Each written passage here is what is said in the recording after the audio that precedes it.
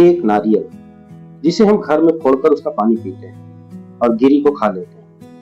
लेकिन क्या आपने कभी सोचा है इसी नारियल को एक पैकेज्ड फूड प्रोडक्ट में बदलकर एक छोटा बिजनेस बनाया जा सकता है। यही है आज का हमारा बिजनेस आइडिया, कोकोनट पाउडर। लेकिन रुकिए रुकिए रुकिए, हम सिर्फ नारियल को पीसकर पाउडर बनाने की बात नहीं कर रहे। आज हम समझेंगे फ्रेश कोकोनट से डेसिकेटेड कोकोनट पाउडर को कैसे बनाया जा सकता है, इसे कौन खरीद सकता है और इसमें वैल्यू एडिशन कहां पे हो सकता है। एक छोटा एंटरप्रेन्योर इसे लोकल प्रोडक्ट से एक प्रॉपर ब्रांड में कैसे बदल सकता है। सबसे इंटरेस्टिंग बात, आपको शुरुआत में कोई बड़ी फैक्ट्री लगाने की जरूरत नहीं होती। आप छोटे बैचेस से मार्केट टेस्ट कर सकते हैं। लेकिन एक बात हमेशा याद रखिएगा, फूड बिजनेस में क्वालिटी और फूड सेफ्टी सबसे पहले आती है। तो चलिए देखते हैं एक साधारण सा नारियल कैसे एक पैकेज्ड बिजनेस अपॉर्चुनिटी बन सकता है। Welcome to Moneyshala, hidden money secrets series का एपिसोड नंबर 5। सबसे पहले हम जानेंगे कोकोनट पाउडर आखिर होता क्या है। फ्रेश कोकोनट की सफेद गिरी को प्रोसेस करके उसके मॉइस्चर को कम किया जाता है और फिर उसे फ्लेक्स या पाउडर के रूप में तैयार किया जाता है। इसका इस्तेमाल baking, sweets making, desserts, confectionery और कई फूड प्रिपरेशंस में किया जाता है। फ्रेश कोकोनट की एक समस्या है, उसकी शेल्फ लाइफ लिमिटेड होती है, लेकिन प्रॉपरली प्रोसेस्ड और पैकेज्ड ड्राइड कोकोनट काफी ज्यादा कन्वीनियंट हो सकता है। यहीं से वैल्यू एडिशन शुरू होता है। आप सिर्फ नारियल नहीं बेच रहे, आप बेच रहे हैं convenience plus longer storage plus ready to use ingredient. और यही है किसी भी फूड प्रोसेसिंग बिजनेस का सक्सेस मंत्र। अब आते हैं सबसे इंपॉर्टेंट सवाल पर कि बिजनेस चलेगा कैसे। तो first step, raw coconut sourcing. आप लोकल फार्मर से, होलसेलर से या कोकोनट सप्लायर से अच्छी क्वालिटी के नारियल सोर्स कर सकते हैं। दूसरा स्टेप, क्लीनिंग और प्रोसेसिंग। नारियल को साफ किया जाता है, उसके सेल और ब्राउन आउटर लेयर को आवश्यक प्रोसेसिंग के अनुसार रिमूव किया जाता है और एडिबल व्हाइट कर्नेल को तैयार किया जाता है। Third step, grating. कोकोनट को डिजायर्ड साइज में ग्रेट किया जाता है। चौथा स्टेप, ड्राइंग यानी सुखाना। यह सबसे इंपॉर्टेंट स्टेजेस में से एक है। मॉइस्चर को कंट्रोल्ड तरीके से कम करना जरूरी है ताकि प्रोडक्ट की क्वालिटी और सेल्फ स्टेबिलिटी बेहतर हो सके। इसके बाद प्रोडक्ट को डिजायर्ड टेक्सचर में फ्लेक्स या पाउडर के रूप में बनाया जाता है और फिर आता है पैकेजिंग। यही एक साधारण प्रोडक्ट एक ब्रांडेड प्रोडक्ट बनना स्टार्ट हो जाता है। सोचिए, एक ही कोकोनट पाउडर दो अलग अलग पैकेट्स में रखा है।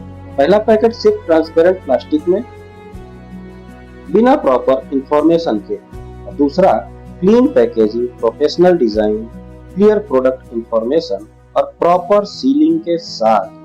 ग्राहक किसे ज्यादा भरोसेमंद समझेगा? यही है पैकेजिंग की पावर।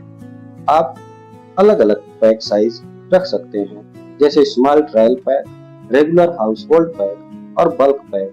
लेकिन फूड प्रोडक्ट बेचते समय अपने मार्केट में लागू FSSAI, लेबलिंग, पैकेजिंग हाइजीन और अदर रेगुलेटरी रिक्वायरमेंट्स को प्रॉपरली फॉलो करना जरूरी है। लेबल पर सही product information, ingredients, net quantity, date information और अन्य आवश्यक डिक्लेरेशंस लागू नियमों के अनुसार होने चाहिए, क्योंकि फूड बिजनेस में ट्रस्ट ही ब्रांड है। अब सवाल आपका, कोकोनट पाउडर खरीदेगा कौन? सिर्फ घर की महिलाएं? जी नहीं, आपके कस्टमर्स कई कैटेगरीज में हो सकते हैं। जैसा मैंने शुरू में बताया, sweet shops, bakeries, cake makers, home bakers, restaurants और हाउस होल्ड्स आप B2C और B2B दोनों मॉडल्स टेस्ट कर सकते हैं। रिटेल कस्टमर्स के लिए छोटे अट्रैक्टिव पैक्स और बेकरीज तथा स्वीट शॉप्स के लिए लार्जर बल्क पैक्स, यानी एक ही प्रोडक्ट दो अलग अलग मार्केट में बिक सकता है और यही बिजनेस को स्केल करने का रास्ता खुल जाता है। लेकिन अगर आप सिर्फ एक ही कोकोनट पाउडर बेचेंगे तो कंपटीशन से अलग दिखना मुश्किल हो सकता है। इसलिए आप धीरे धीरे डिफरेंट प्रोडक्ट वेरिएशंस एक्सप्लोर कर सकते हैं। Fine coconut powder, desiccated coconut flakes और बेकिंग ओरिएंटेड कोकोनट प्रोडक्ट्स। लेकिन हर वेरिएशन लॉन्च करने से पहले कस्टमर डिमांड और फूड रेगुलेशंस को समझना जरूरी होता है। आप एक सिंपल स्ट्रेटजी अपना सकते हैं। सबसे पहले एक प्रोडक्ट, उसके बाद फिर एक मार्केट, फिर एक एरिया, और जब वहां रिपीट कस्टमर्स बनने लगे तब बिजनेस को एक्सपेंड करें। अब सबसे इंटरेस्टिंग सवाल, प्रॉफिट कहां बनेगा? प्रॉफिट सिर्फ इस बात से तय नहीं होगा कि आपने कोकोनट कितने में खरीदा और पाउडर कितने में बेचा।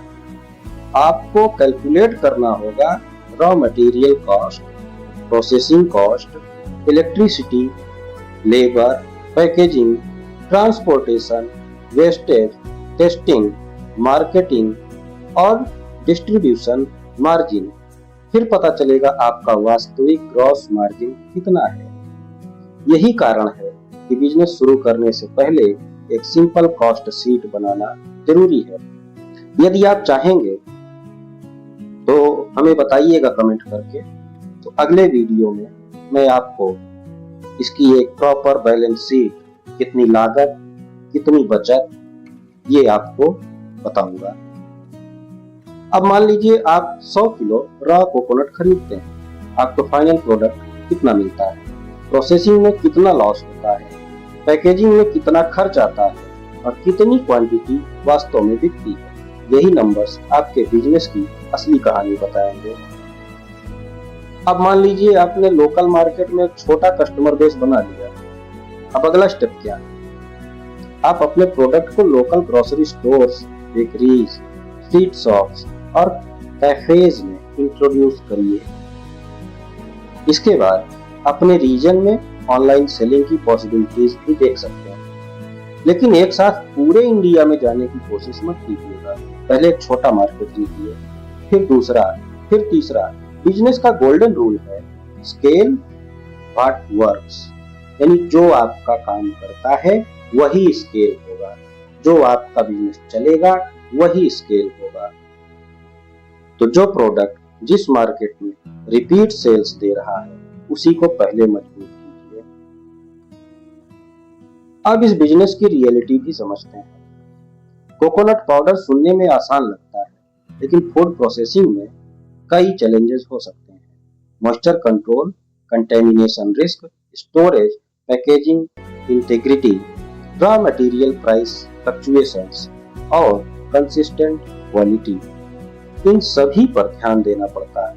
अगर प्रोडक्ट प्रॉपरली ड्राई नहीं हुआ तो क्वालिटी और सेल्फ लाइफ प्रभावित हो सकती है। इसलिए गेसवर्क नहीं, proper process, hygiene, quality control और एप्लीकेबल फूड सेफ्टी स्टैंडर्ड्स, इन सब को सीरियसली लेना होगा।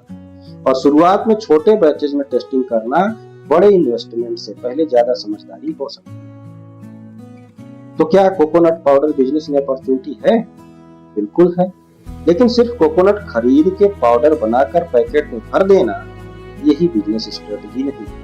बिजनेस स्ट्रेटेजी होती है quality product, right customer, professional packaging, controlled cost और रिपीट सेल्स।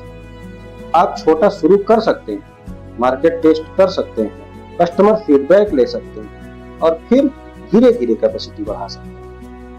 याद रखिए, बिजनेस में असली पैसा सिर्फ प्रोडक्ट में नहीं, वैल्यू एडिशन में होता है। एक साधारण नारियल एक प्रोसेस्ड इंग्रेडिएंट बन सकता है और एक प्रोसेस्ड इंग्रेडिएंट एक ब्रांडेड प्रोडक्ट बन सकता है और एक ब्रांडेड प्रोडक्ट एक पूरा बिजनेस बन सकता है।